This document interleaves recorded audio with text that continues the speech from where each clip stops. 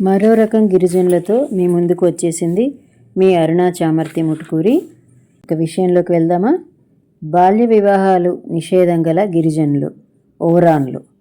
భారతదేశంలో ఛోటా నాగపూర్లోని రాంచీ, పలామో వంటి ప్రదేశాల్లో, బీహారు, ఒరిస్సా, మధ్యప్రదేశ్ రాష్ట్రాల్లో ఓరాన్లు అనే ప్రధాన గిరిజన తెగ నివసిస్తోంది.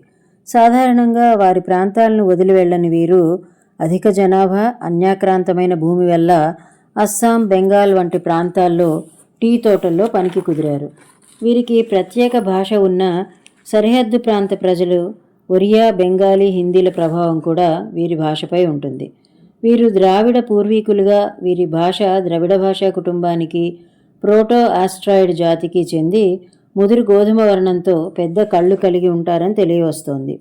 వీరిలో భార్య, భర్త, పిల్లలు మాత్రమే ఉండే ఆధునిక వ్యష్టి కుటుంబం, న్యూక్లియర్ ఫ్యామిలీ లక్షణం కనిపిస్తుంది.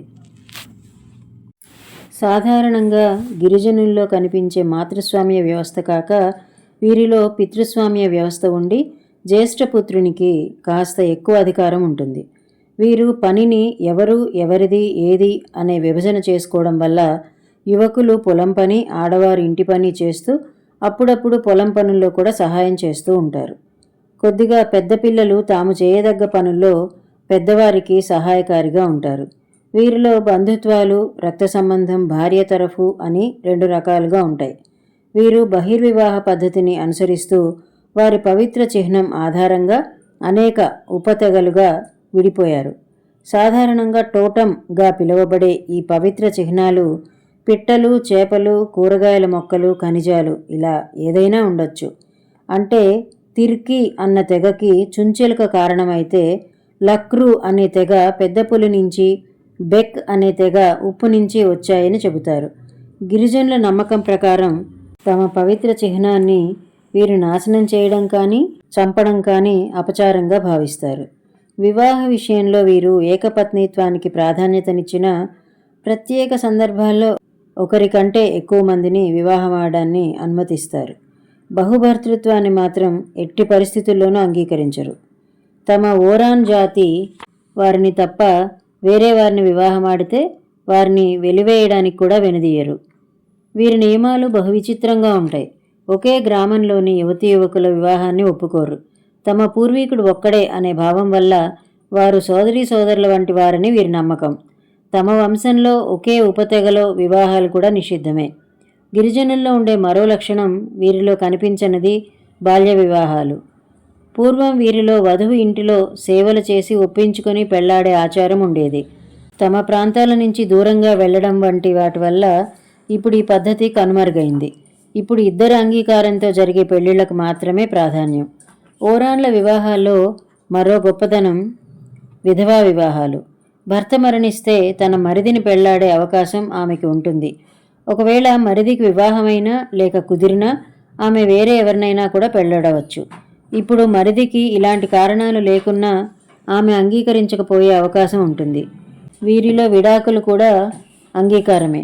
కానీ కారణాలు పరారీనో, బద్ధకం, వ్యభిచారం, వంధ్యత్వం, నపుంసకత్వం, పిచ్చి వంటివి అయితే మాత్రమే. ఒకవేళ స్త్రీ తప్పిదం నిరూపితమైతే ఆమె తల్లిదండ్రులు తీసుకున్న కన్యాశుల్కాన్ని తిరిగి ఇచ్చిన తర్వాతే ఆమె మరో వివాహానికి అర్హురాలవుతుంది. పితృస్వామ్య వ్యవస్థ అనే పద్ధతి ప్రకారం కుటుంబ పెద్ద మరణిస్తే ఆస్తి ఉన్న కుమారులకి సరిసమానంగా చెందుతుంది. జ్యేష్ఠపుత్రునికి కొంచెం ఎక్కువగా చెందుతుంది. అయితే ఎక్కువ మంది భార్యలు ఉంటే సోదరులు ఒక తల్లి కడుపున పుట్టినవారు కాకుంటే మొదటి భార్య సంతానం ఎక్కువ హక్కు కలిగి ఉంటుంది. వెలివేసిన కుమారుడు ఉంటే వెలి ఎత్తేసేదాకా అతనికి ఎటువంటి హక్కు ఉండదు. అలాగే విధవ స్త్రీకి కూడా ఆస్తి హక్కు ఉండదు. అయితే ద్వితీయ వివాహం చేసుకునేదాకా పోషణ నిమిత్తం కొంత ఇస్తారు. పెళ్లి కాని యువతికి కూడా ఇది వర్తిస్తుంది. సోదరులు ఈ వివాహ వ్యయానికి సమానంగా బాధ్యత వహించాలి. వీరు ప్రకృతి ఆరాధనపై ఎక్కువ మక్కువ చూపుతారు. ధర్మేష్ అని వీరు పూజించే దైవం సూర్యుడు అని అనుకోవచ్చు. మంత్రాలు, చేతబడుల మీద నమ్మకం ఎక్కువ. వీరు వ్యవసాయం, పశుగణనంపై ఎక్కువగా ఆధారపడతారు. ఆవులు, గేదెలు, మేకలు, పందులు, గొర్రెలు, కోళ్లు పెంచుతారు. బలి ఇచ్చే గొర్రెలు, మేకల మాంసంతో పాటు పంది మాంసాన్ని కూడా ఇష్టంగా తింటారు. బాతు మాంసం కూడా వీరికి కొత్త కాదు. పాలు మాత్రం పిల్లలకి పెద్దల టీకి మాత్రమే ఉపయోగిస్తారు తప్ప పెద్ద కష్టం చూపరు. అడవుల్లో మొక్కలు దుంపల వల్ల శాకాహార అవసరాలకు లోటు లేదు. చుట్ట తాగడం, పొగాకు నమలడం పట్ల వీరికి కాస్త ఆసక్తి ఎక్కువే. వీళ్ళు ఎత్తైన ప్రదేశాలలో ఇళ్ళు క్రమపద్ధతి లేకుండా నిర్మించుకుంటారు. మట్టి ఇళ్లకు పెంకు పైకప్పు సాధారణమైన వారు నిర్మించుకుంటారు. కాస్త ఆర్థిక వెసులుబాటు కలిగిన వారు పెరట్లో కూరగాయలు ఇంటి అవసరాలకు పండించుకుంటారు. ఈ మధ్య గిరిజన ప్రాంతాలు కూడా కాస్త విద్య విషయంలో ముందంజలో ఉన్న విద్యావంతులైన ఓరాన్లు ఉపాధి లేనందున కొంత నిరాశలోనే ఉన్నారు. ప్రభుత్వమే వీరిని ఆదుకోవాలి. శుభం.